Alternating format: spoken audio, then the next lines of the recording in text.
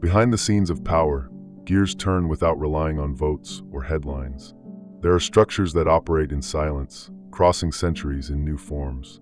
Revelation 13, with its beasts and symbols, was long treated as a portrait of the past. But when contemporary figures mirror these descriptions with uncomfortable precision, doubt returns with force. What if what was once prophecy was only waiting for the right moment to manifest? In 2025, two names dominate the center of the board: Donald Trump and the new Pope Leo XIV. One represents restored political power, the other, the return of global spiritual authority. Their speeches align, their followers overlap, and their public appearances evoke something greater. The sacred narrative seems to be reenacting itself, now in front of the cameras. The pressing question is, are we finally facing the two beasts of the apocalypse? Welcome to another night where mysteries never sleep. I'm Midnight, and this is 7 Nights. Before we begin, I want to ask for your help. Like the video, comment, and subscribe to the channel. It's just a click, but it makes a huge difference for YouTube to deliver the videos to more people, and for me to continue bringing this content to you. I'm counting on you. Let's go to the video.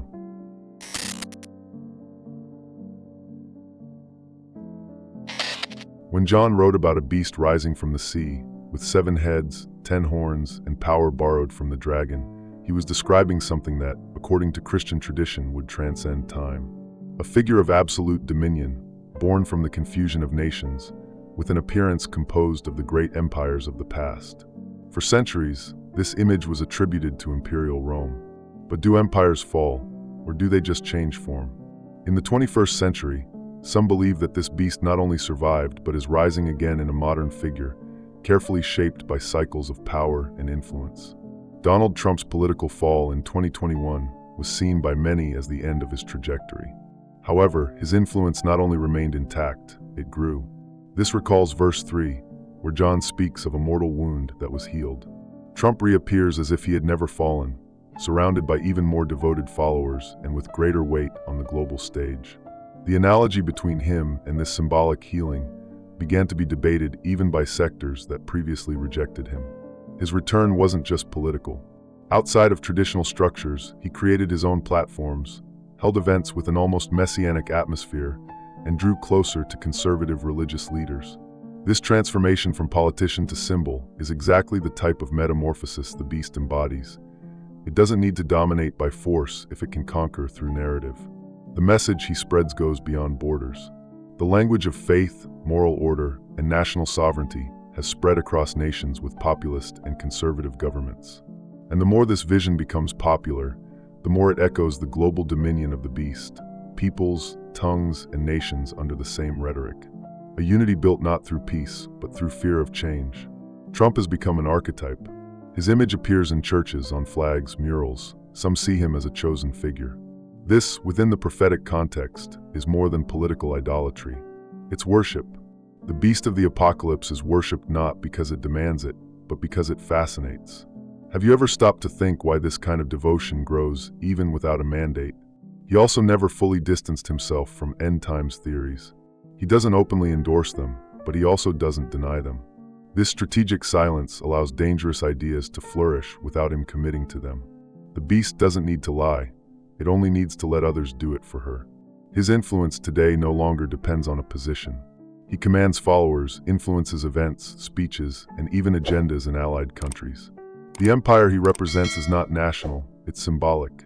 And when symbols gain more power than policies, we are facing something greater, a secularized faith. The aesthetic of his authority brings back imperial elements. Eagles, anthems, columns, speeches that appeal to the greatness of the past. All of this wrapped in modern slogans and chants. Could this be the new face of an old empire? The war against the saints, which once meant open persecution, now happens digitally. Those who question are excluded. Those who oppose are marginalized. And all this is done in the name of order. The beast controls more through exclusion than through direct punishment. So tell me, when a power is worshipped, defended, and reproduced without criticism, is it still democracy, or has it become liturgy?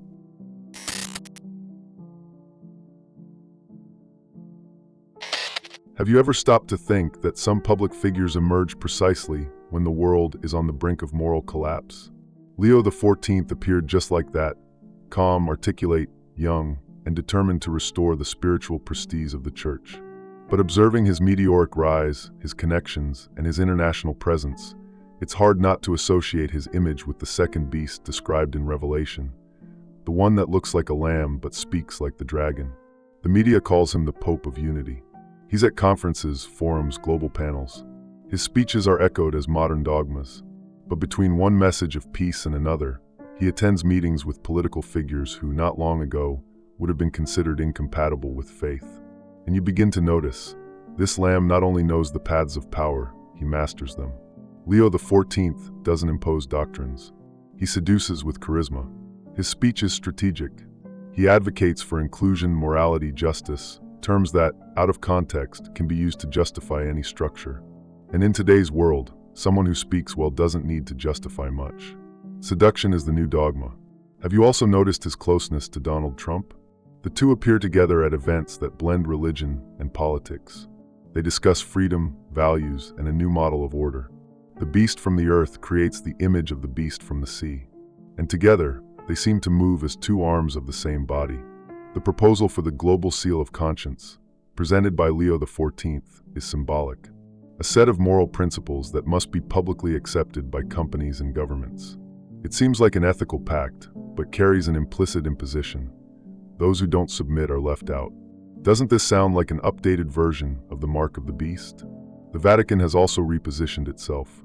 Internal documents now address international politics, digital control, and environmental ethics.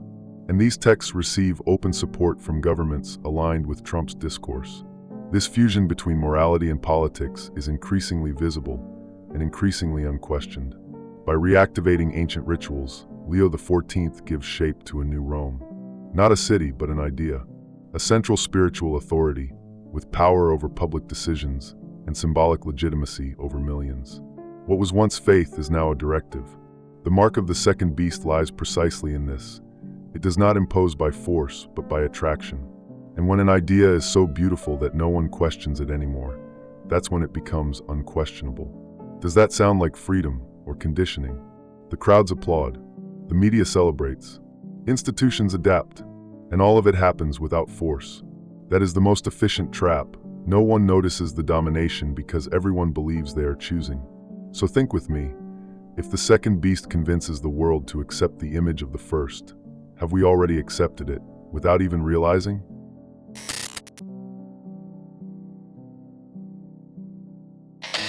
In ancient times, idolatry was visible, statues, rituals, and sacrifices in temples.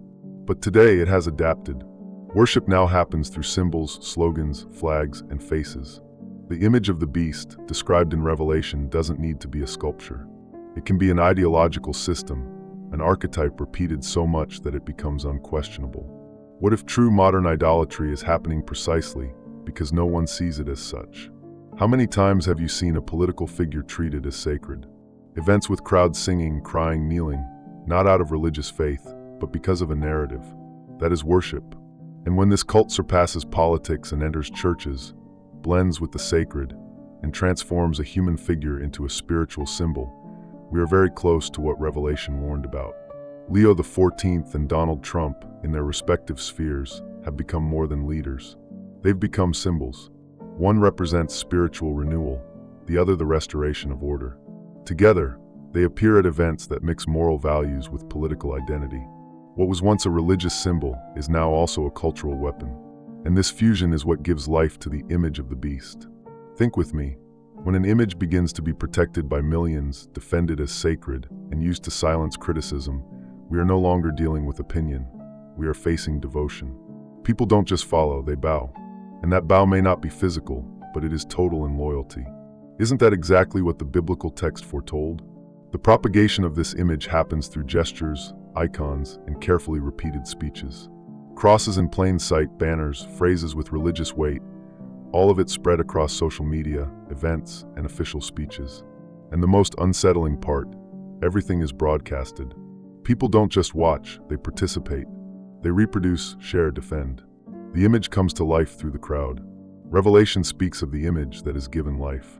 What if that animation is collective mobilization? When an entire people repeats, exalts, and protects an idea, the image becomes a living body. It's the crowd that moves it, and the more it is defended, the harder it becomes to question. Because it's no longer just an idea, it's the identity of those who defend it. Have you noticed how public figures who contradict this image are attacked, erased, or ridiculed? Modern idolatry doesn't persecute with swords. It cancels with algorithms. The cult is maintained by those who refuse to hear the opposing view. And that refusal isn't declared, it's naturalized. Anyone who thinks differently is already wrong from the start. When criticism becomes heresy and independent thinking becomes betrayal, we have a new altar erected. There's no incense, but there are hashtags. No blood sacrifices, but destroyed reputations. All in the name of a truth that cannot be touched. And if that's not idolatry, what is? This new form of worship demands engagement. Those who remain silent are viewed with suspicion. Those who don't share are seen as opponents. Modern devotion is active. It's not enough to respect, you must serve. And that service is expressed in behavior choices, even in what one consumes and what one chooses not to say. The image of the beast may already be among us. Not as a sculpture, but as a symbolic system. Not as a single face, but as a living structure. And perhaps the most frightening thing is realizing that many are already participating in it enthusiastically, without even knowing it.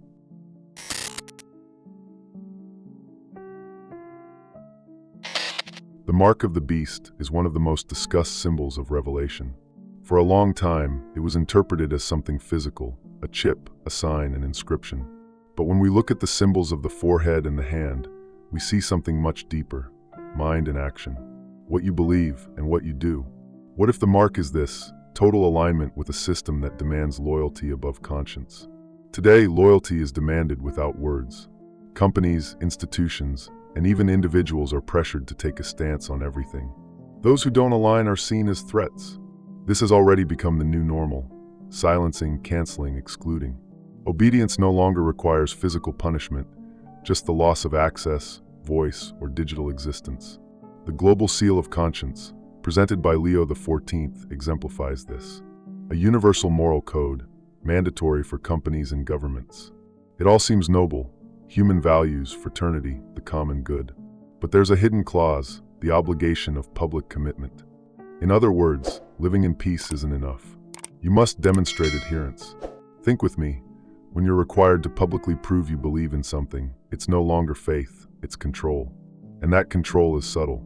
Those who oppose it aren't attacked directly. They're simply ignored, excluded, de-indexed.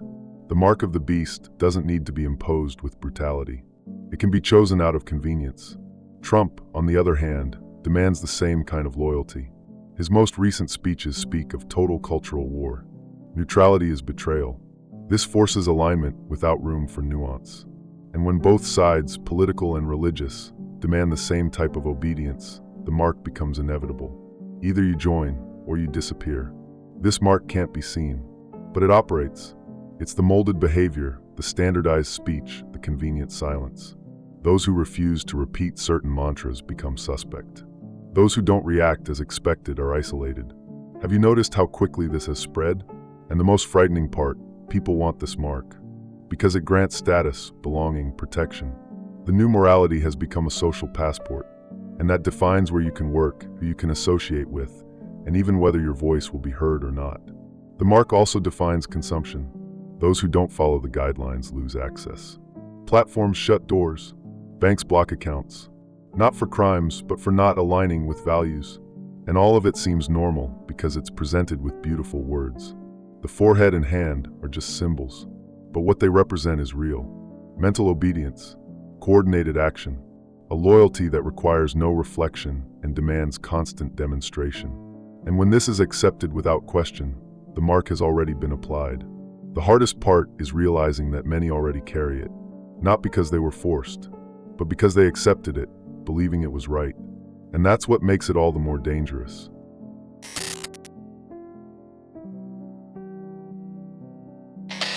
The beast does not reign alone. Revelation speaks of a false prophet, a figure who convinces, enchants, seduces. He performs signs, brings fire down from heaven.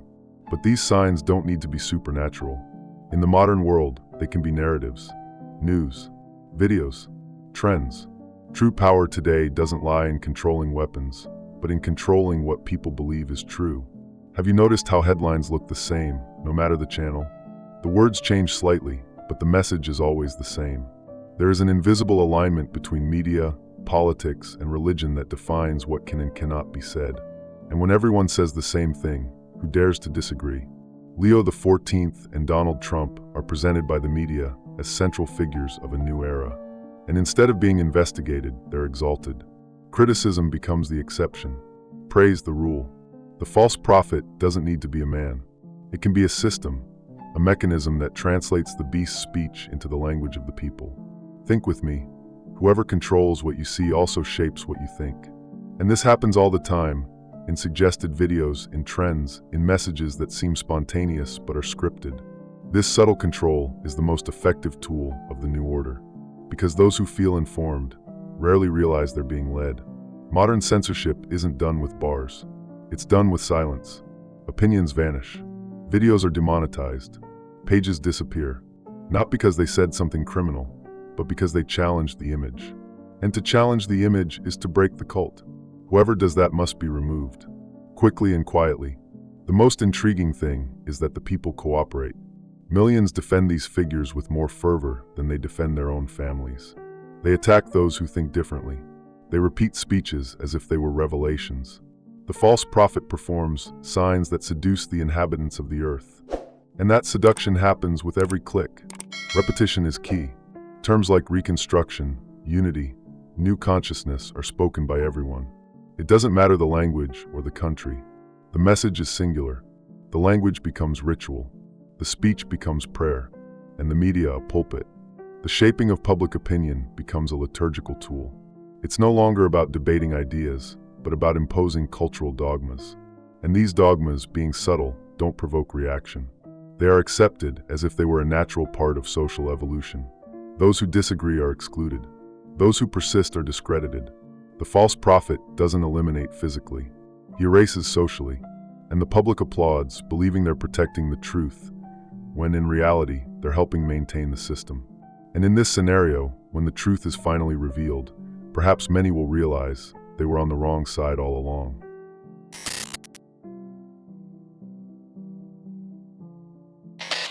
Have you ever considered the possibility that the apocalypse isn't a future event, but a present structure? For centuries, the image of the end times was associated with visible catastrophes, global wars, signs in the sky. But what if it's happening in silence, disguised as progress? The true end might not be an explosion. It might be a reorganization so well done that no one recognizes it as the end, only as a new order. We live in a time where everything seems under control. Technology advancing, unity-driven speeches on the rise, institutions promoting peace. But this order comes at a cost, the freedom of conscience. Faith is managed by structures, morality is defined by committees, and truth has become a product, shaped to please, not to challenge. Revelation describes a world under the dominion of a false trinity, the dragon, the beast, and the false prophet, a system that governs politics, religion, and communication. Now think, aren't these three pillars already perfectly aligned? Leo XIV, with his spiritual authority, dictates the new morality. Trump, with his political power, enforces actions in the name of that morality. And the media, as an extension of the false prophet, transforms this union into the official narrative. Everything seems voluntary. Everything seems democratic. But the pressure is subtle. Conformity is rewarded. Questioning is punished. The truth remains accessible, but is so well camouflaged among the authorized versions that few have the courage or tools to find it. Have you ever experienced something like this? A moment when everything around you felt too right, too clean, too organized? That feeling that something is wrong, even if you can't quite tell what. That's how the illusion works. Not through shock, but through normalization. And the scariest part? Most people don't want to wake up, because living in the comfort of a lie is often easier than facing the weight of the truth. The mark of the beast didn't come as many expected. Not with violence, but with acceptance. The image of the beast wasn't enthroned by force, but lifted up by smiling crowds. And the false prophet, instead of appearing as a heretic, presented himself as a peacemaker. Everything was done in broad daylight. Nothing was hidden. And that's exactly what makes this process so effective. It's happening, and almost no one notices. Revelation chapter 13 ends with a number, 666. a symbol of maximum imperfection, of a corrupted trinity. But what comes right after is even more revealing: the introduction of the Lamb, the one who overcomes. In other words, the beast system is total but temporary. The illusion is complete but not eternal. The beast reigns for a time and then falls. But who will have remained standing by then? If you look closely, you'll see the signs. In the unlikely alliances, in the carefully repeated speeches, in the global policies that seem too standardized. None of it happens by accident. The end doesn't come with a warning, it comes with applause. And if everyone is applauding, maybe it's time to ask what exactly they're celebrating. The structure is already in place. Religion has been institutionalized, politics has been ideologized, and communication centralized. And at the center of it all, two figures: a man who speaks like a lamb and a leader who acts like an emperor. The beast from the earth and the beast from the sea. Both applauded, worshipped, and followed by millions. And those outside of it begin to disappear. The end, therefore, is not noise. It's silence. It's not chaos, it's control. It doesn't come as terror, but as salvation. And when everything seems resolved, balanced, and harmonious, perhaps that will be the moment when the truth is finally revealed. But until then, who will still be able to see? Everything presented so far points to a single, unsettling reality. Maybe what so many expected in the future is already unfolding in the present. Not with thunder, but with applause. Not with terror, but with comfort. The structure described in Revelation didn't need to break the world. It infiltrated it. It was accepted, adopted, institutionalized. And now, when we look at the leaders, the alliances, the speeches, and the silent rules that surround us, the question is no longer, when will this start? But rather, are we still in time to notice? This story is just one piece, and one day, maybe you'll see the whole puzzle. If this made you think too, subscribe, like the video. It helps the channel grow. Don't forget to share. After all, more voices mean more discoveries.